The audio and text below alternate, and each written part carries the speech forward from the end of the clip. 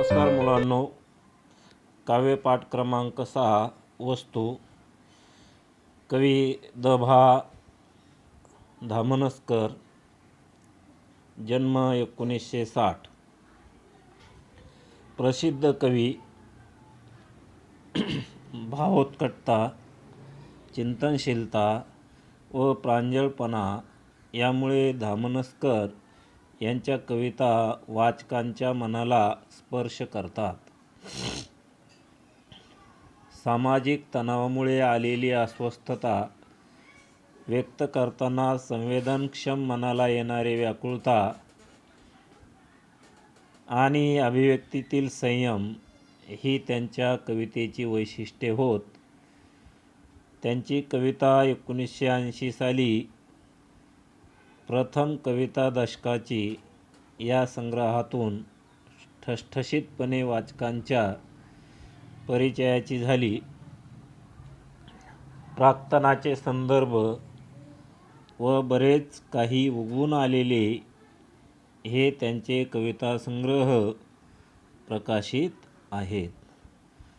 कवी द.भा. धामनसकर यांचा हा छोटासा परिचय. त्यामध्ये कवितेची लेखन वैशिष्ट्ये, त्यांच्या कवितेची वैशिष्ट्ये हे मनाला स्पर्श करण्याचं काम करतात. त्यांच्या कवितेमध्ये चिंतनशीलता आहे.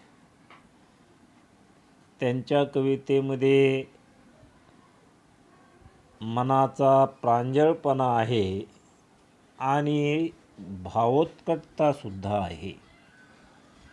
त्यामुळे त्यांची कविता ही वाचकांच्या जनमानसाच्या मनाचा ठाव घेते.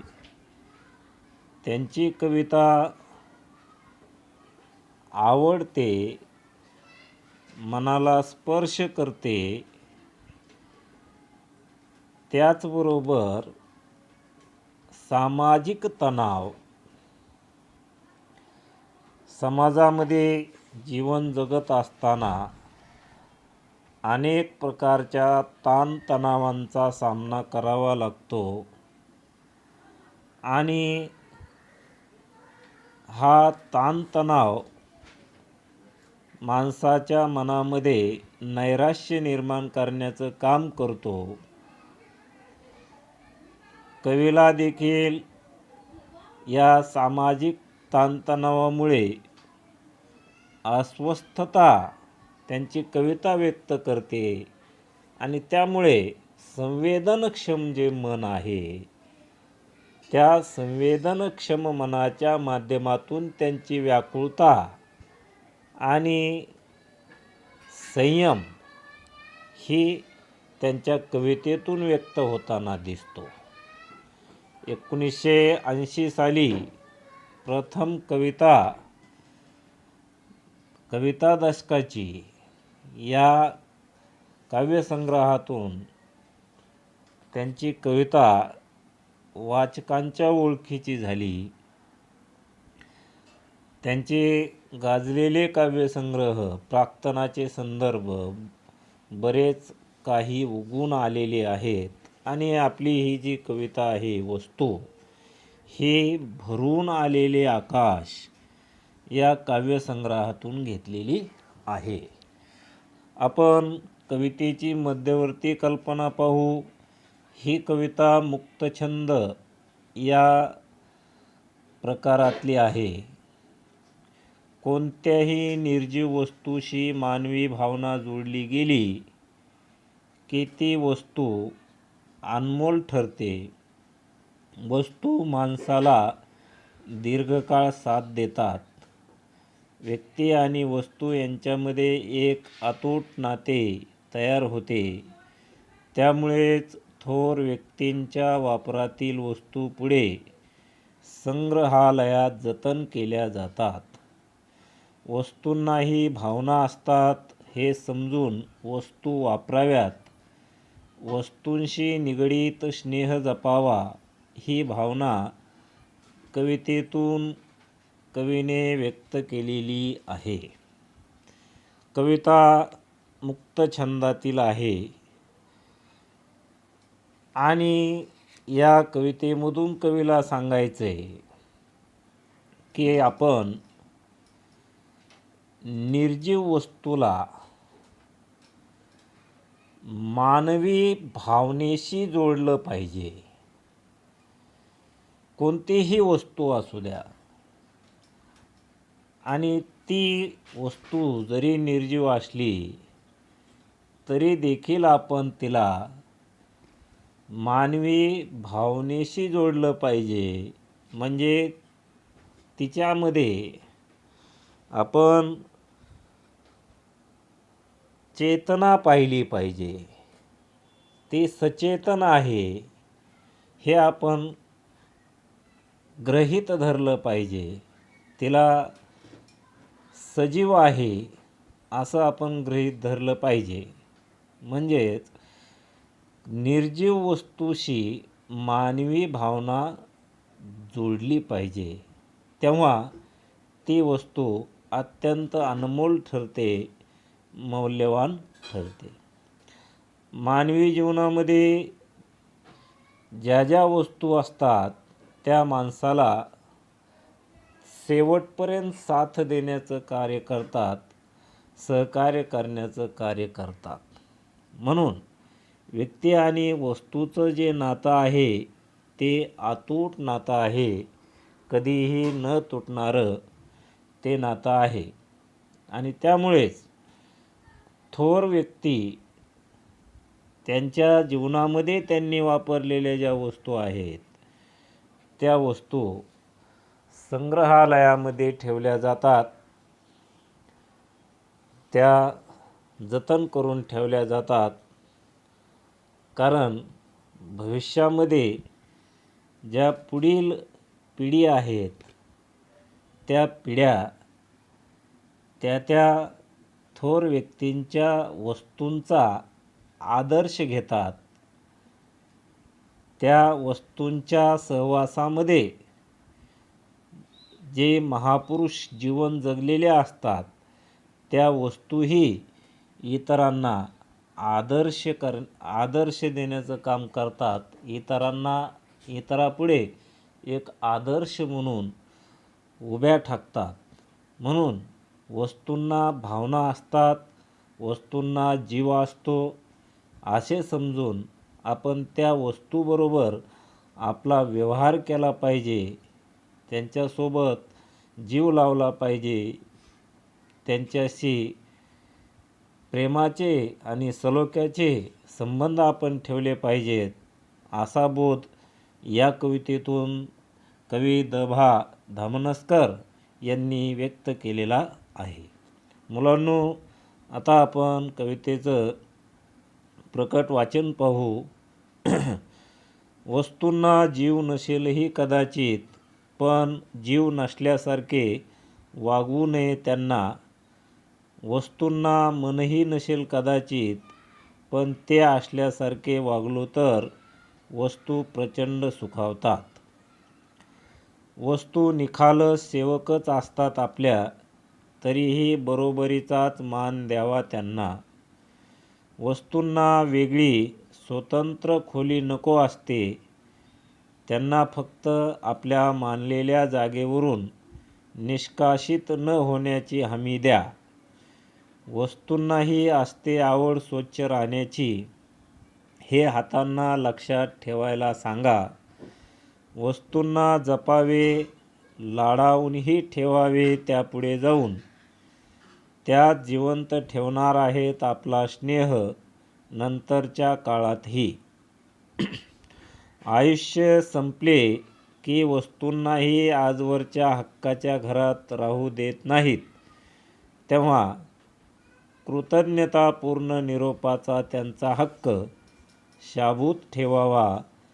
कृतज्ञतापूर्ण निरोपाचा त्यांचा हक्क शाबूत ठेवावा. मित्रांनो, अत्यंत सुंदर अशा प्रकारची ही कविता संवेदनशील मनाला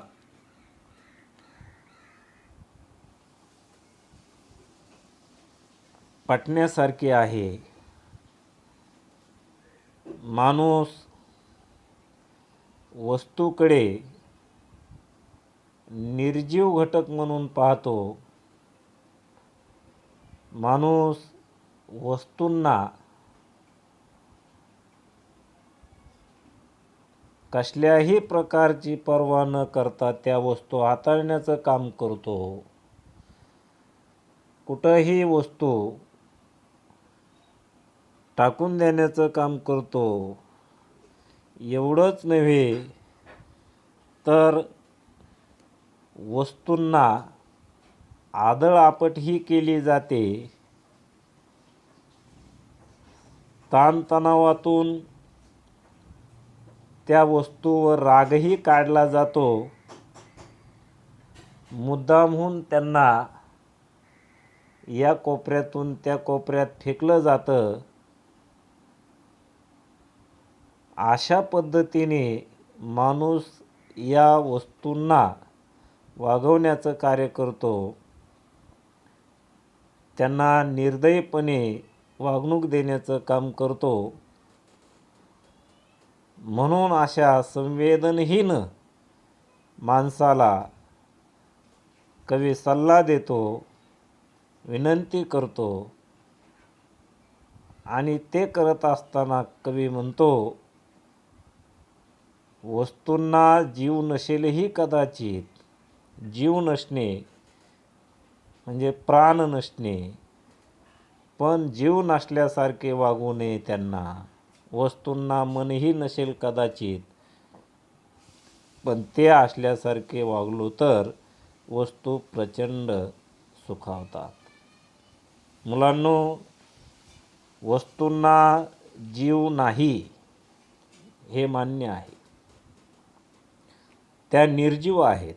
आपण त्यांना आदळआपट केली काय, कसंही फेकून दिलं काय, कुठंही टाकलं काय, त्यांना रगडून चिरडून त्यांच्यावर पाय देऊन पुढं जाण्याचं बी काम आपण केलं, काहीच तक्रार करणार नाहीत त्या.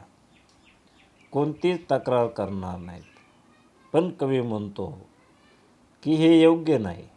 नाही जीव त्यांच्यामध्ये. मग आपण त्यांना जीव नसल्यासारखे वागू नये. कवीला या ठिकाणी म्हणायचं आहे की त्यांच्यात जीव नाही, त्या निर्जीव आहेत. म्हणून आपण निर्दयीपणे त्यांना वागवण्याचं काम करू नये. त्यांना मन नाही म्हणून आपण त्यांना कसल्याही प्रकारची वागणूक देता कामा नये. उलट आपण त्यांच्या जीव नसला तरीही जीव असल्यासारखी आपण त्यांना वागणूक दिली पाहिजे.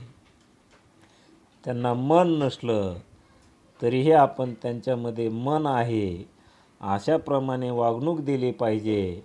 आणि अशा पद्धतीने जर आपण त्यांना वागणूक दिली तर त्या प्रचंड सुखावतात. त्यांना प्रचंड आनंद होतो. आणि बरोबर आहे मुलांनो, कोणत्याही प्रकारची वस्तू आपण प्रेमपूर्वक सांभाळली पाहिजे. तिचं जतन केलं पाहिजे. त्यांना मायेनं वागवलं पाहिजे. त्यांना व्यवस्थित ठेवलं पाहिजे. म्हणून कवी म्हणतो की आपण ज्या निर्जीव वस्तू आहेत त्यांना सजीवतेने वागणूक दिली पाहिजे. आपण प्रेमाने त्यांना वागवलं पाहिजे. वस्तू निखालस सेवकच असतात आपल्या, तरीही बरोबरीचाच मान द्यावा त्यांना. वस्तूंना वेगळी स्वतंत्र खोली नको असते. त्यांना फक्त आपल्या मानलेल्या जागेवरून निष्कासित न होण्याची हमी द्या. निष्कासित होण्याची हमी द्या. निखालस म्हणजे स्पष्ट किंवा खात्रीने. मान देणे म्हणजे आदर देणे किंवा सन्मान देणे. निष्कासित करणे म्हणजे बहिष्कृत करणे किंवा बाहेर काढणे. हमी देणे म्हणजे आश्वासन देणे. मुलांनो, पुढच्या कडव्यामध्ये कवीला सांगायचं आहे की वस्तू सेवकच असतात आपल्या. वस्तू आपण वापरतो त्याच आपली खात्रीने स्पष्टपणे सेवा करण्याचं काम करतात. माणसाच्या सेवेसाठीच वस्तूंचा जन्म झालेला आहे. घरातली प्रत्येक वस्तू अशी एकही वस्तू घरात नसते की ती बिनकामाची असते. वस्तू आनंद देण्याचं काम आपल्याला करतात. त्या आपल्या सेवक आहेत, म्हणजे त्या आपली सेवा करतात, हे बरोबर आहे. पण आपण काय केलं पाहिजे, जरी त्या आपल्या सेवक असल्या तरी आपण त्यांना आपल्या बरोबरीचा मान दिला पाहिजे, त्यांचा आदर केला पाहिजे, त्यांना आपण बरोबरीचा सन्मान दिला पाहिजे. त्यांना वेगळी वागणूक देता कामा नये. वस्तूंना स्वतंत्र खोली नको आहे, त्यांना वेगळ्या ठिकाणी राहू वाटत नाही. आपल्याप्रमाणेच आपल्यासोबत त्यांना राहण्याची सवय असते.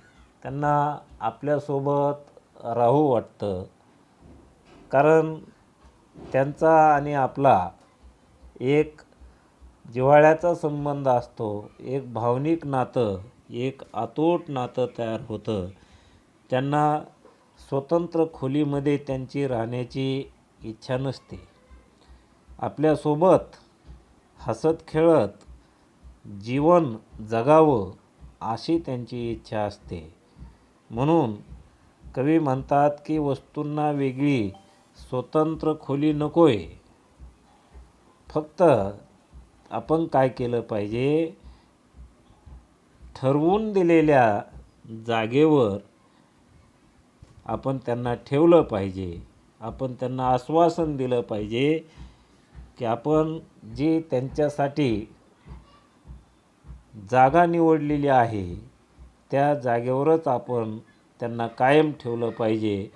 त्या जागेवरून आपण त्यांना निष्कासित करता कामा नये, याची आपण त्यांना हमी दिली पाहिजे. आपण ज्या वस्तू आहेत त्याच जागेवर कायम ठेवल्या पाहिजेत. त्यांना ते आवडतं. वस्तूंनाही असते आवड स्वच्छ राहण्याची, हे हातांना लक्षात ठेवायला सांगा. वस्तूंना जपावे, लाडावूनही ठेवावे. त्यापुढे जाऊन त्याच जिवंत ठेवणार आहेत आपला स्नेह नंतरच्या काळातही. पुढच्या कडव्यात कवीने या ठिकाणी सांगितलेलं आहे की वस्तूंना स्वच्छ राहण्याची आवड असते.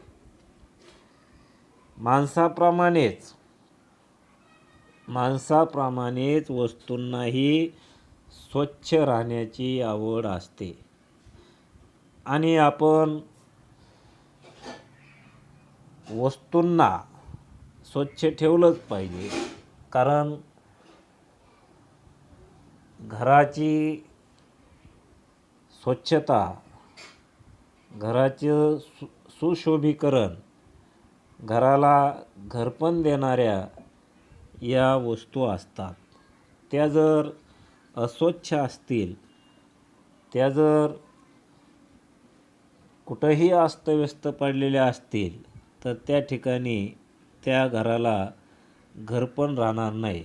आणि म्हणून ज्या पद्धतीने आपल्याला निर्मळ स्वच्छ राहण्याची आवड असते, त्याप्रमाणे कवीला सांगायचं आहे की आपण वस्तूंना स्वच्छ ठेवलं पाहिजे. त्यांना त्यांच्या जागेवर ठेवलं पाहिजे. त्यांना स्वतंत्र खोलीत ठेवता कामा नये. आणि एवढंच नाही तर आपण त्यांची काळजी घेतली पाहिजे, त्यांचा लाड केला पाहिजे, त्यांचं कौतुक केलं पाहिजे. कारण नंतर त्याच आपलं प्रेम जपून ठेवणार आहेत. मुलांनो, नंतरच्या काळामध्ये आपण पाहतो, ज्यावेळेस आपण लहानाचे मोठे होतो तेव्हा या वस्तू आपली लहानपणाची आठवण असतात. कोणतीही एखादी वस्तू, आपली खेळणी असेल, आपली बाहुली असेल, आपला फोटो असेल, ज्यावेळेस आपण मोठे होतो आणि मोठे झाल्यानंतर ही आपली लहानपणाची एखादी वस्तू जर आपल्याला दिसली तर आपण त्या वस्तूच्या आठवणीमध्ये रमून जातो. अगदी आपलं बालपण ती वस्तू आपल्याला लक्षात आणून देते. म्हणून कवीला म्हणायचं आहे की याच वस्तू आपलं प्रेम नंतरच्या काळातही जिवंत ठेवणार आहेत. आयुष्य संपले की वस्तूंनाही आजवरच्या हक्काच्या घरात राहू देत नाहीत. तेव्हा कृतज्ञतापूर्ण निरोपाचा त्यांचा हक्क शाबूत ठेवावा. मित्रांनो, आयुष्य संपणे म्हणजे मृत्यू येणे. मग आता निसर्गाच्या नियमाप्रमाणे माणूस जन्माला येतो आणि जातो, प्रत्येकालाच जायचं आहे. मग आता या वस्तूंचंही आयुष्य संपतं. मग माणसाचं आयुष्य संपल्यानंतर माणसांना आदरपूर्वक निरोप दिला जातो. त्याप्रमाणे आपण या वस्तूंचं आयुष्य संपलं तर आपणसुद्धा त्यांना अगदी भावपूर्ण निरोप दिला पाहिजे. कृतज्ञतापूर्ण त्यांना निरोप आपण दिला पाहिजे आणि त्यांचा जो हक्क आहे तो आपण शाबूत ठेवला पाहिजे. म्हणजे शाबूत ठेवणे म्हणजे जपून शिल्लक ठेवणे. विद्यार्थी मित्रांनो, या ठिकाणी कवीला सांगायचं आहे की आपण माणसाप्रमाणे या वस्तूसोबत प्रेमाने वागलं पाहिजे. माणसाप्रमाणे त्यांना आपण लाडावून ठेवलं पाहिजे. माणसाप्रमाणे आपण त्यांची स्वच्छता राखली पाहिजे. माणसाप्रमाणे त्यांच्या मनाचा, भावनेचा विचार केला पाहिजे. माणसाप्रमाणे त्यांचा हक्क आपण कायम लक्षात ठेवला पाहिजे. माणसाप्रमाणे त्यांना आपण कृतज्ञतेने निरोप दिला पाहिजे, जेणेकरून त्या आपला स्नेह नंतरच्या काळामध्ये कायम ठेवण्याचं काम करतात. त्या निर्जीव आहेत म्हणून त्यांना आपण वेगळी वागणूक देऊ नये. या संपूर्ण कवितेमध्ये चेतनगुणोक्ती अलंकाराचा वापर आपल्याला दिसून येतोय.